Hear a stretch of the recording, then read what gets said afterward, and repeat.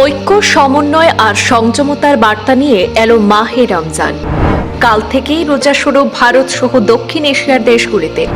আজ বুধবার রাতেই প্রথম তারাবির নামাজ আদায় করবেন মুসলিমরা। বৃহস্পতিবার থেকে সিয়াম সাধনায় ব্রতী হবে মুসলিম সমাজ। চাঁদ দেখা যাওয়ায় গতকাল প্রথম তারাবি আদায় করেছে মধ্যপ্রাচ্য। মধ্যপ্রাচ্যে আজ থেকে রোজা শুরু হয়েছে, অর্থাৎ আজই প্রথম ইফতার। সিয়াম সাধনার জন্য প্রস্তুত বরাক উপত্যকা সহ গোটা আসামও। রোজা ব্রত পালনে মুখিয়ে রয়েছে ধর্মপ্রাণ মুসলিমরা। সংযম, সহনশীলতা আর সমন্বয়ের বার্তা নিয়ে আত্মত্যাগের মাসের শুভারম্ভ সারা মুসলিম বিশ্বে। ঐক্য, সংযম আর আত্মশুদ্ধির পবিত্র আহ্বান নিয়ে আবারও উপস্থিত পবিত্র মাহে রমজান। আধ্যাত্মিকতা, সহমর্মিতা এবং মানবিকতার বার্তা নিয়ে মুসলিম বিশ্বের সবচেয়ে মর্যাদাপূর্ণ মাসের সূচনাকে ঘিরে তৈরি হয়েছে ধর্মীয় আবহ। সৌদি আরবে পবিত্র রমজান মাসের চাঁদ দেখা যাওয়ায় বুধবার থেকে শুরু হয়েছে সিয়াম সাধনা। চাঁদ দেখার আনুষ্ঠানিক ঘোষণা হওয়ার পর একই দিনে রোজা শুরু হয়েছে সংযুক্ত আরব আমিরাত এবং কাতারেও। মধ্যপ্রাচ্যের বিভিন্ন শহরে মসজিদে ইতিমধ্যে আদায় হয়েছে প্রথম তারাবির নামাজ এবং আজ পালন করা হচ্ছে প্রথম রোজা। সাধারণ নিয়ম অনুযায়ী মধ্যপ্রাচ্যের একদিন পর দক্ষিণ এশিয়ায় রমজান শুরু হয়। সেই হিসেবে বৃহস্পতিবার থেকে রোজা শুরু হবে ভারত ও বাংলাদেশ সহ দক্ষিণ এশিয়ার দেশগুলিতে। তবে চূড়ান্ত সিদ্ধান্ত নির্ভর করবে স্থানীয় আকাশে হিলাল দেখার উপর। আজ সন্ধ্যায় চাঁদ দেখা গেলে রাত থেকেই বদলে যাবে পরিবেশ।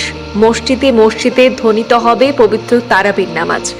ঈশার নামাজের পর দীর্ঘ কিয়ামে দাঁড়িয়ে কোরআন তেলাওয়াত, দোয়া এবং ইবাদতের মধ্য দিয়ে শুরু হবে এক মাসব্যাপী আত্মশুদ্ধির সফর। শিশু থেকে বৃদ্ধ সকলের অংশগ্রহণে ধর্মীয় আবহে ভরে উঠবে জনপদ। ইসলামের চন্দ্র বর্ষপঞ্জি অনুযায়ী হিলাল বা অর্ধচন্দ্র দেখার মাধ্যমে নির্ধারিত হয় রমজানের সূচনা। তাই সৌদি আরবে রোজা শুরু হলেও ভারতে প্রথম দিনে রোজা নির্ভর করছে আজকের চাঁদ দেখার উপর। চাঁদ দেখা গেলে পরদিন ভোরে সেহরির মাধ্যমে শুরু হবে দিনের প্রথম রোজা এবং সূর্যাস্তে ইফতারের মাধ্যমে সম্পন্ন হবে সিয়াম। রমজান মাস মুসলমানদের জন্য আত্মসংযম, তাকওয়া ও মানবিকতার শিক্ষা লাভের বিশেষ সময়। এই মাসে শুধু ক্ষুধা তৃষ্ণা থেকে বিরত থাকা নয়, বরং আচরণ, কথা ও চিন্তায় সংযম চর্চার মধ্য দিয়ে আত্মশুদ্ধির শিক্ষা গ্রহণ করা হয়। রোজা, তারাবি, কোরআন তেলাওয়াত এবং দান সদকার মাধ্যমে আল্লাহর নৈকট্য লাভের চেষ্টা করেন ধর্মপ্রাণ মুসলমানরা। বরাক উপত্যকা সহ গোটা অঞ্চলে ইতিমধ্যে প্রস্তুতি সম্পন্ন হয়েছে।